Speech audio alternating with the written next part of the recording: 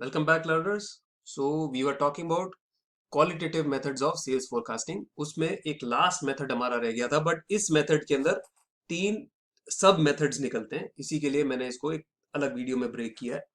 Now test marketing method जो होता है, this is usually use for consumer market testing. आप कंज्यूमर प्रोडक्ट्स जो होते हैं उसको टेस्ट करने के लिए कि कंज्यूमर को हमारा प्रोडक्ट कैसा लग रहा है, उनका क्या रिस्पॉन्स होगा. इस चीज को आप लोग यूज करते हैं. दैट इज, उसके अंदर जो कंज्यूमर प्रोडक्ट्स है उसमें तीन लेवल होते हैं टेस्टिंग के: full blown, controlled and simulated. मैं आपको तीनों समझाऊंगा एक एक करके. और जो बिजनेस मार्केटिंग के अंदर होता है, तो बिजनेस प्रोडक्ट्स के अंदर बिजनेस मार्केट टेस्टिंग जो इंडस्ट्रियल प्रोडक्ट्स के लिए होता है, that is alpha and beta testing. ये भी मैं आपको आगे बताता हूँ. तो सबसे पहले देखते हैं कि let's see what is full blown test market. So full blown test market के अंदर क्या होता है?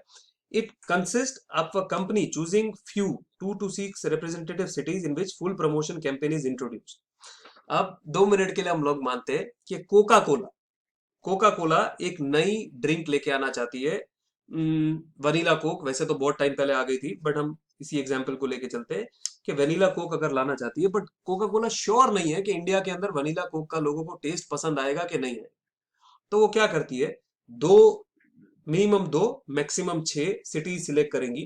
कि भाई फॉर एग्जांपल एक बॉम्बे सिलेक्ट कर लिया, एक दिल्ली सिलेक्ट कर लिया, कि दो मेट्रो सिटीज. फिर दो टियर 2 सिटीज या टियर 1 से अपना टियर 2 सिटीज वो लोग सिलेक्ट कर लेंगे कि भाई एक राजकोट सिलेक्ट कर लिया, एक इंदौर सिलेक्ट कर लिया. और दो छोटे शहर सिलेक्ट कर लेंगे, गांधीधाम हुआ, और बॉम्बे का ही कोई आप सबब ले लीजिए. वहां पे इन्होंने ऐसे 2 से 6 शहर सिलेक्ट किए जहां पे वो फुल प्रमोशन कैंपेन लॉन्च करते हैं. प्रोडक्ट उन्होंने लॉन्च कर दिया है, पर पूरे इंडिया में लॉन्च नहीं किया है, सिर्फ इन शहरों में लॉन्च किया है. वहां पे फुल मार्केटिंग हो रही है, प्रमोशन हो रहा है, सब कुछ कर रहा है. जो नॉर्मली वो लोग नेशनल लॉन्च के दौरान करते थे, वो सब इन्होंने ये 6 शहरों में कर दिया. Now the company sales people they try to sell the new brand. इसको बेचने की कोशिश करते हैं. नाउ टेस्ट मार्केट जो होती है, it varies from few months to 1 year depending on the repurchase period of the new product. अब रीपर्चेज पीरियड क्या हुआ? फॉर एग्जाम्पल कोका कोला का अगर आप टेस्टिंग कर रहे हैं, आपने टेस्ट शुरू किया विंटर के अंदर, सर्दियों के अंदर, नवंबर दिसंबर के अंदर अगर आपने टेस्ट लॉन्च किया और आप सिर्फ 2 महीने का 3 महीने का अगर टेस्ट लेते हो, तो आपको गड़बड़ फिगर्स आएंगे. क्यों? विंटर में कोल्ड ड्रिंक की सेल शायद थोड़ी सी डाउन हो जाती है और समर में ये ऊपर चली जाती है. तो आपको आपका रीपर्चेज पीरियड कंसीडर करके पूरा एक साल कंसीडर करना पड़ेगा कि पूरे साल में गर्मियों में कितनी सेल होती है, मानसून में कितनी सेल होती है, त्योहारों में कितनी सेल होती है. ये सब चीजें आपको देखनी पड़ेगी. इस दौरान आप बायर्स का, इन मार्केट्स के अंदर बायर्स का सर्वे करते हैं. You try to get the information, अब उनको कैसा लग रहा है product, how much satisfied they are. And ये जो टेस्ट मार्केटिंग होती है, ये बहुत क्रूशियल है. नाउ अगर if your test market shows high trial and repurchase rates, मतलब product should be launch nationally, इसको तुरंत लॉन्च कर दीजिए, ये बहुत अच्छे से एक्सेप्ट हो रहा है. अगर आपका प्रोडक्ट हाई ट्रायल रेट दे, मतलब बहुत लोगों ने इसको ट्राई किया बट लो परचेज रेट, तो मतलब लोगों को कुछ इसमें गड़बड़ लग रही है, तो उस हिसाब से आपको प्रोडक्ट को रीडिजाइन करना चाहिए कि क्या लोगों को फ्लेवर में कुछ मीठा ज्यादा लग रहा है या थोड़ा सा खट्टापन आ रहा है, क्या प्रॉब्लम हो रही है, वो आपको देखना पड़ेगा. अगर ट्रायल रेट लो है बट परचेज रेट बहुत हाई है, रीपरचेज रेट बहुत हाई है, तो प्रोडक्ट एक्सेप्टेबल है, बट आपकी मार्केटिंग कहीं ना कहीं फेल हो रही है. आपको ज्यादा से ज्यादा कस्टमर्स को ये ट्राई करवाना पड़ेगा, तो आपका प्रोडक्ट पिकअप करेगा. फिर कई बार क्या होता है कि ट्रायल रेट भी कम होता है और रीपरचेज रेट भी कम होता है, तो प्रोडक्ट को अबेंडन कर देने में ही समझदारी है. जैसे कि इंडिया के अंदर जेन्युइनली हुआ था, वेनिला कोक को अबेंडन कर गया था क्योंकि इतनी ज्यादा उसको सक्सेस नहीं मिली हमारे इंडिया में, कुछ मार्केट्स के अंदर ही. फिर होता है, इससे एक नेक्स्ट लेवल आता है which is controlled test marketing. अभी कंट्रोल टेस्ट मार्केटिंग में जो हम लोग बात करते हैं, कंट्रोल टेस्ट मार्केटिंग में क्या होता है? ये कंपनी एक नया ब्रांड का अगर प्रोडक्ट ला रही है, तो एक रिसर्च फर्म को हायर करती है.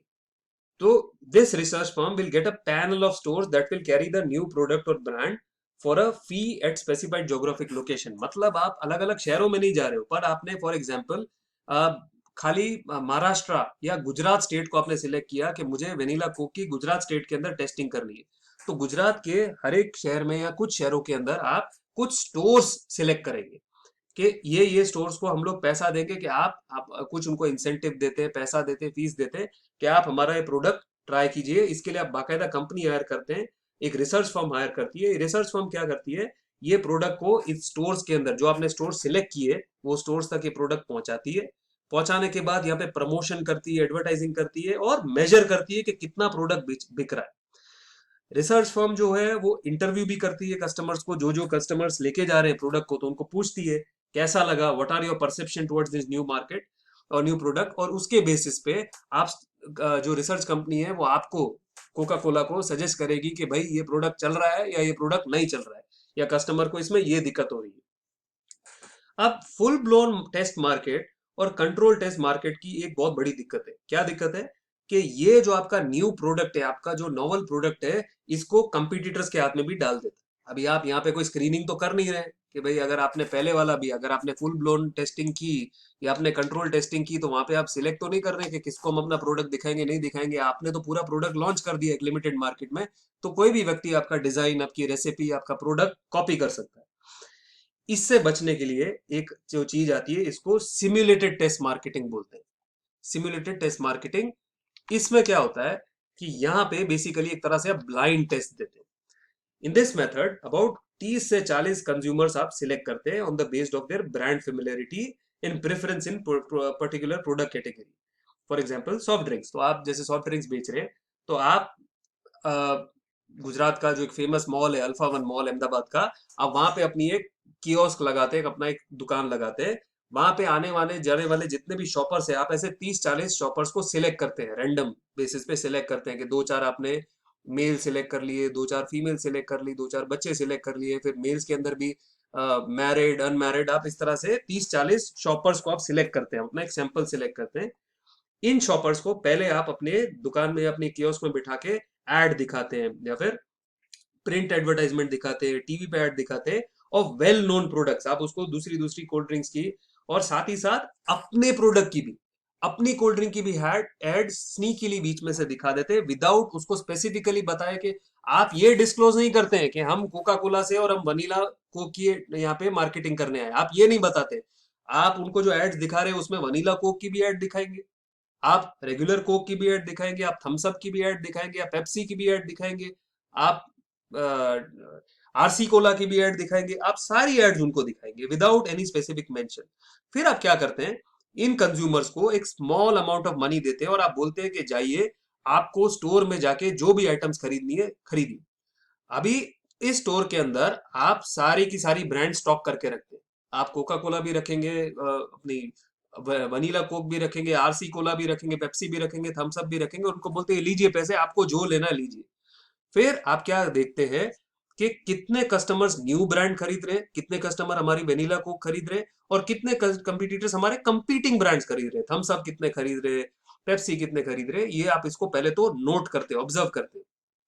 फिर उसके बाद जब कंज्यूमर जब बाहर निकलने जा रहा है, जब वो चेकआउट करने जा रहा है, तो आप उनका एक छोटा सा इंटरव्यू लेते हैं और you try to find out कि सर आपने थम्स अप क्यों ली, ये नई जो वेनिला कोक आई है वो क्यों नहीं ली।